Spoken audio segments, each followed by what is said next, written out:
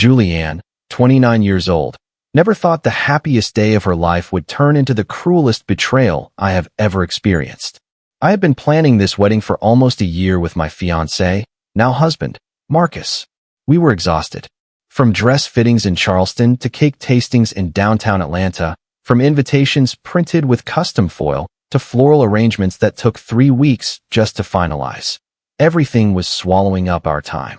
And the one thing we had not booked yet was the venue for the reception. Not because it was unimportant, but because we were so caught up in the details of the day itself that we figured that part could be managed by someone we trusted. I made the worst decision of my life by trusting my brother, Cameron. Cameron had always been charming. People liked him. He talked fast, smiled big, and had that kind of natural charisma that made you want to believe him even when you knew better. Growing up in Raleigh, he was the one who always got out of trouble. I was the one who made honor roll. Our parents thought he just needed time to mature. I thought he needed a lesson in responsibility. But when he offered to take care of the wedding venue, I felt hope. He said he wanted to redeem himself for all the chaos he caused when we were kids. I believed him. I handed over the entire chunk of our reception budget, $13,000 in total.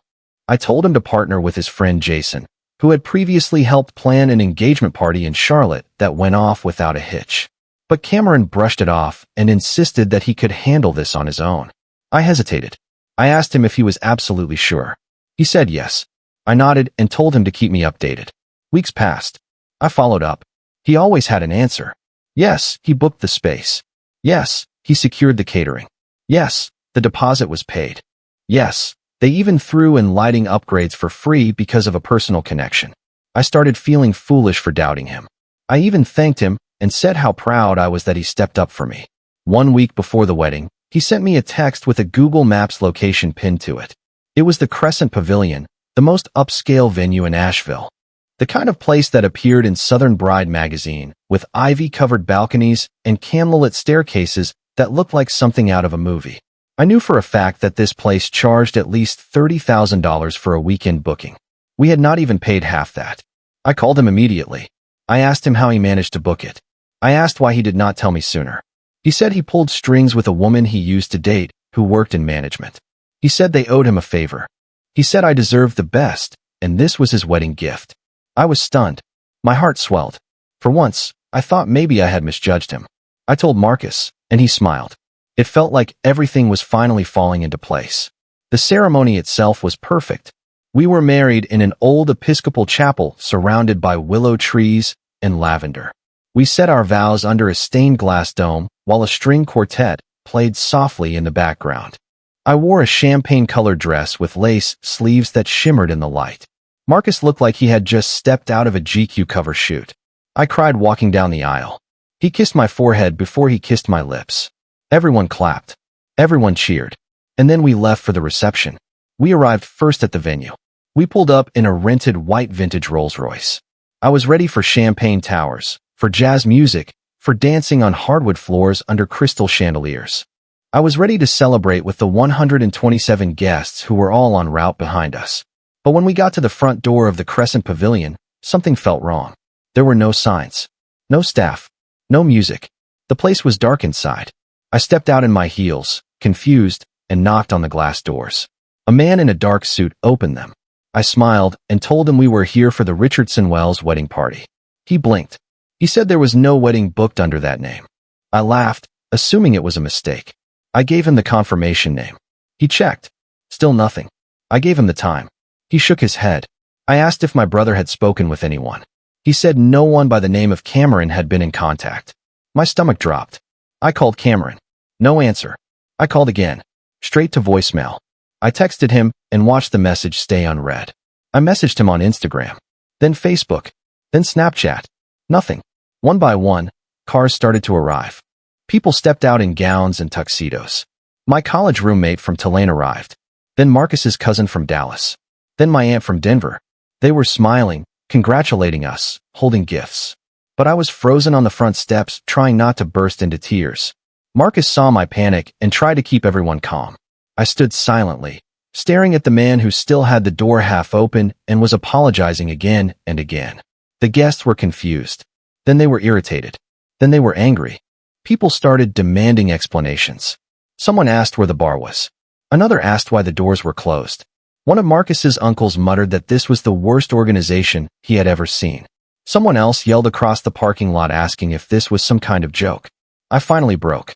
I pulled Marcus aside and whispered what had happened. He did not even flinch. He just wrapped his arms around me and told me not to panic. He told me we would figure it out. But the crowd kept growing. It was chaos. And my brother? He vanished. When it became clear there would be no celebration, I stepped in front of the crowd and told them the reception was canceled. I said there had been a mistake. I said I was sorry. Some were sympathetic. Most were furious. I heard someone say this was the worst wedding they had ever been to. Another person told Marcus he deserved better. I felt like I was drowning. That night, after guests left, and we sat alone in our hotel room surrounded by unopened wedding presents and uneaten desserts, I cried so hard I gave myself a migraine. My mascara was still on my cheeks when Marcus brought me a glass of water and sat next to me in silence. He did not say I told you so. He did not ask questions. He just held my hand. But as I stared at my phone, still with no reply from Cameron, something inside me shifted. I was not sad anymore. I was furious.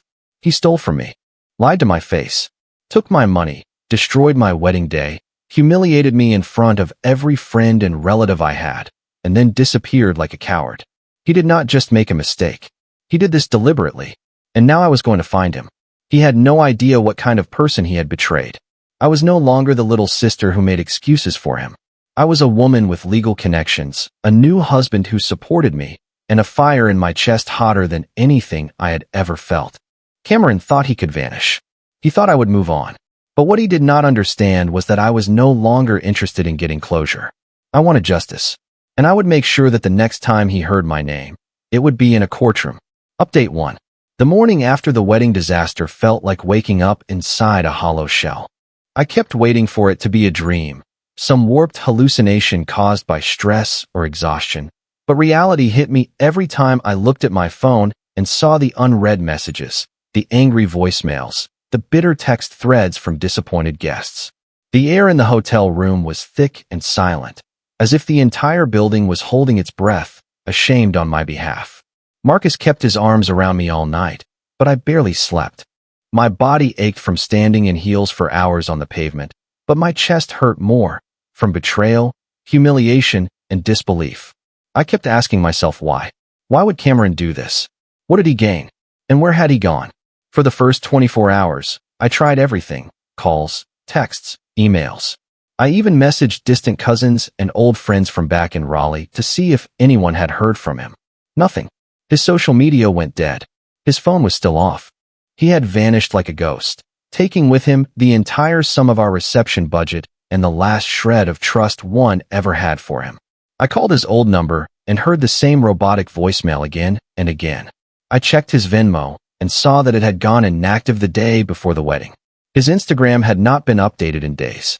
His last story was a boomerang of an empty champagne flute. I felt like I was going insane. By the third day, I was scouring Reddit threads about financial scams between siblings.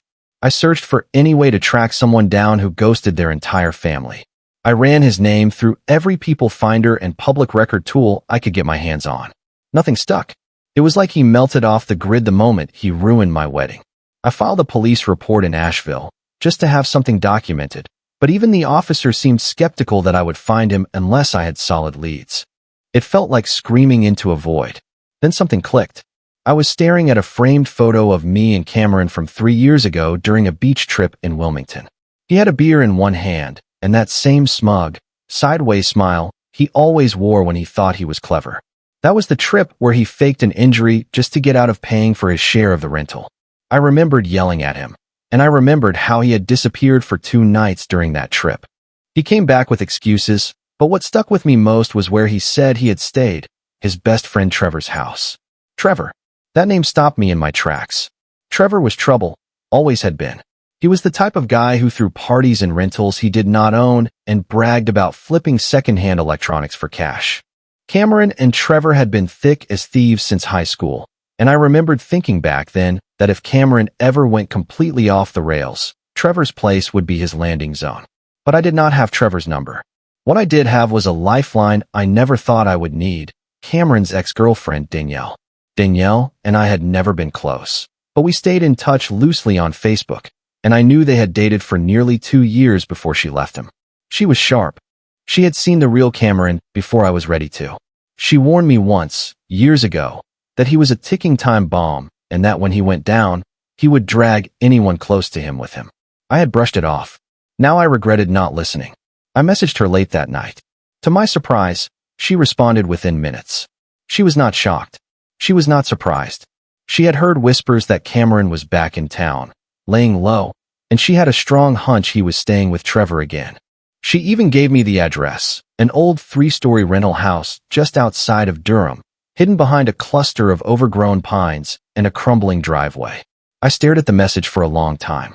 I felt cold. I had a lead. The next day, I told Marcus. He did not hesitate. We packed into his car and drove the 3 hours from Asheville to Durham in a tense silence, broken only by the occasional GPS prompt and the soft thrum of tires on wet asphalt. I kept rehearsing what I would say if I saw Cameron again, but part of me still could not believe he would be stupid enough to hide somewhere so obvious.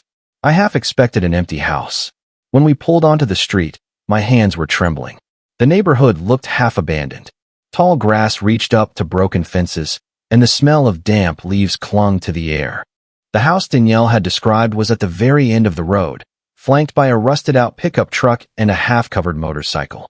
There were empty beer cans crushed near the porch and the faint sound of music playing behind closed blinds.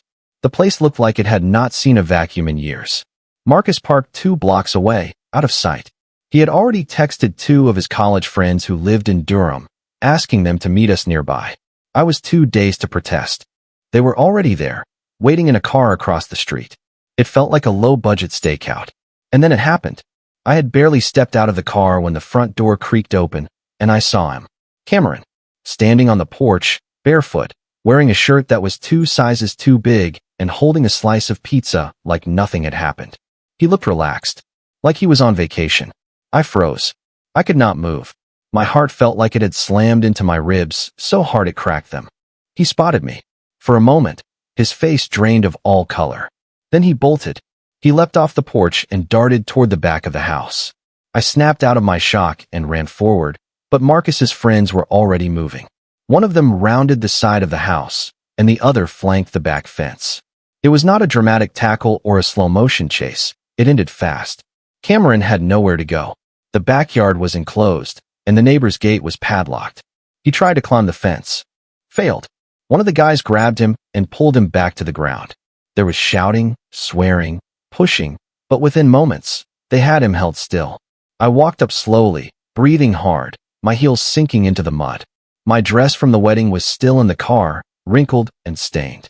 And there he was, my brother, my flesh and blood, caught like a common thief.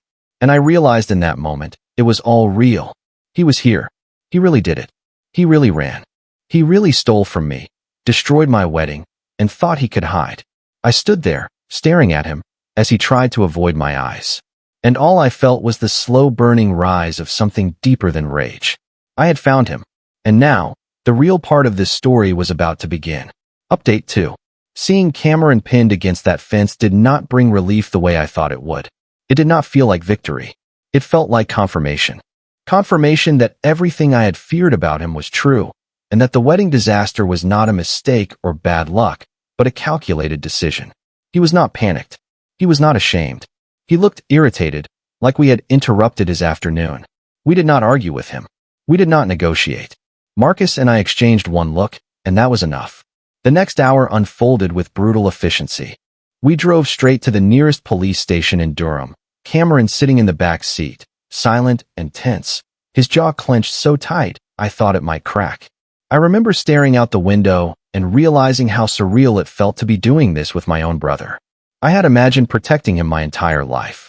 Now I was delivering him. At the station, everything turned cold and procedural. Names, dates, amounts. $13,000. Fraud. Theft by deception.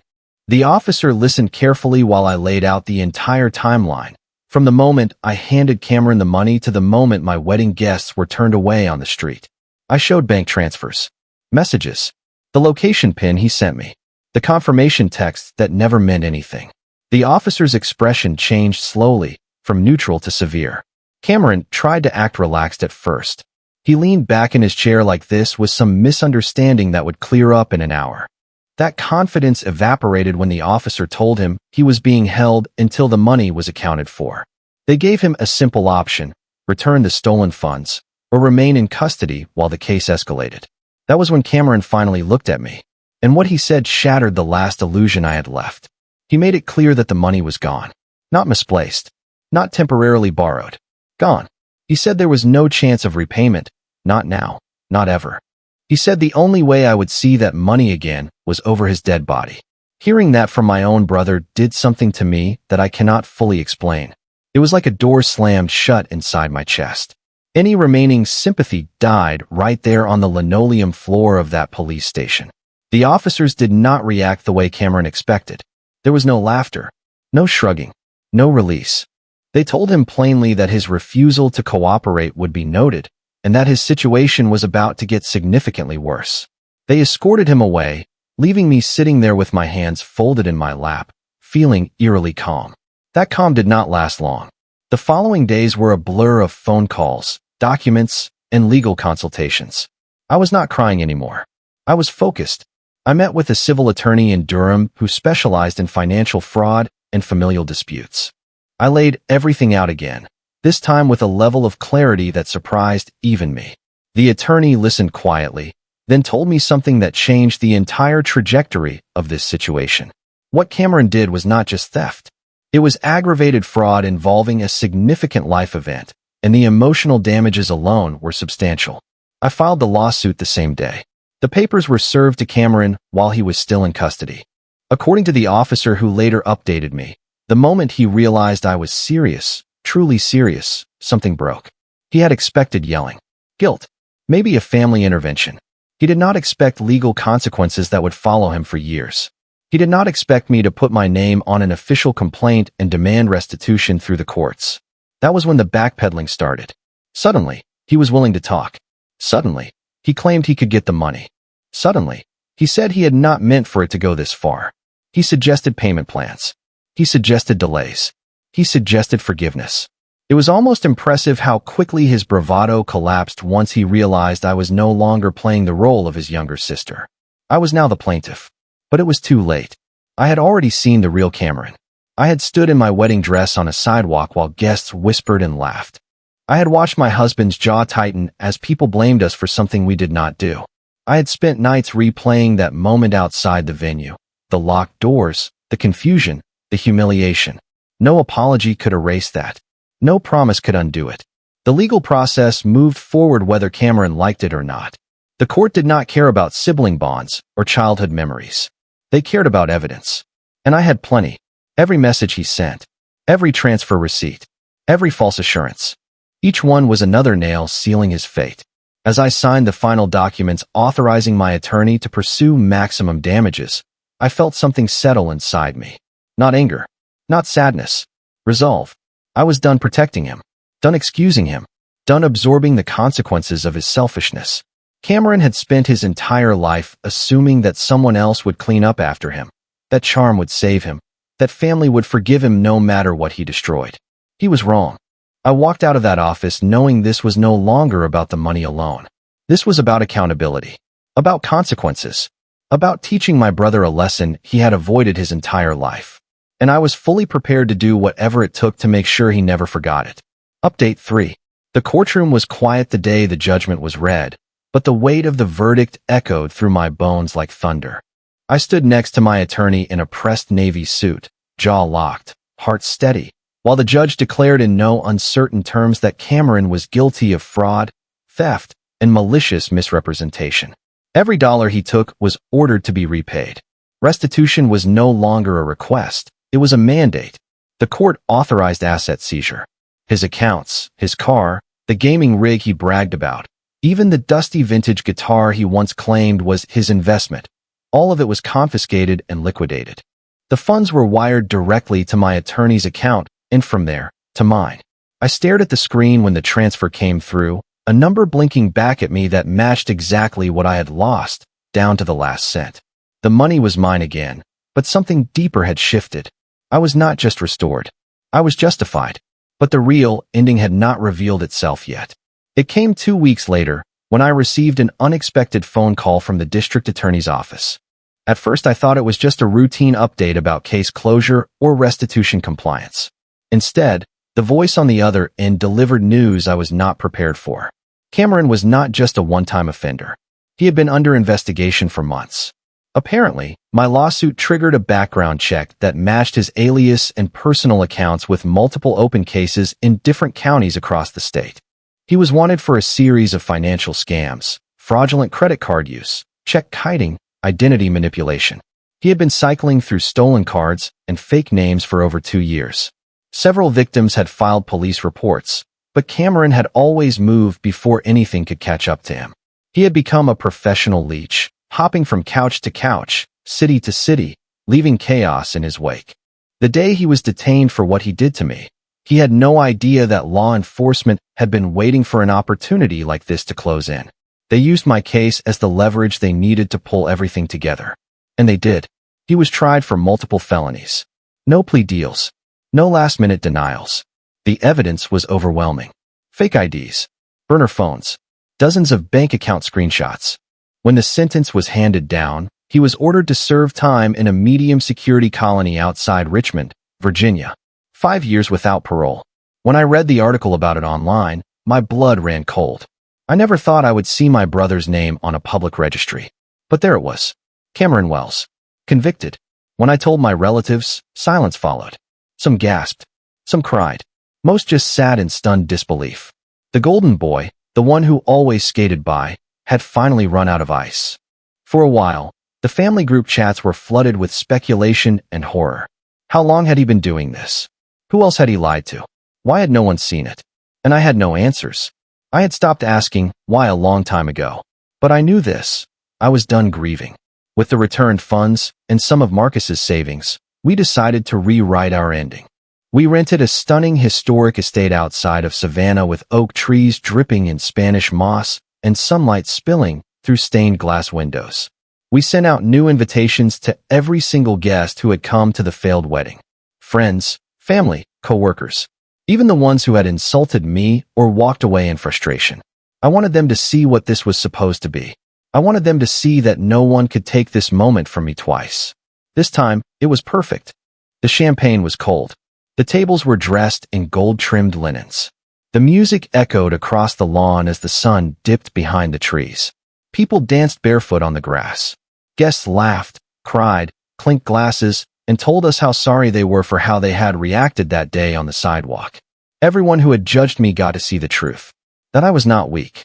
That I had not failed. That I had fought back and won. That this celebration was not a cover-up. It was a triumph. As the night wore on, and the final lanterns floated into the dark sky, I stood on the balcony overlooking everything and felt a peace I had not felt in years. I had faced humiliation, betrayal, and public collapse. But I never stayed down. I hunted for justice and refused to let blood blind me. I turned my pain into purpose and let the fire guide me instead of consume me. Cameron? He disappeared from my life the moment the prison door closed behind him. I no longer searched for updates. I no longer asked about him. He became a closed chapter, filed away, and left to gather dust. I would never forget what he did, but I would never let it control me again. Because in the end, I did not just get my money back. I reclaimed my dignity. I rebuilt my day. I buried the lie and raised the truth in its place. And I made sure that everyone who watched me fall would remember exactly how I rose.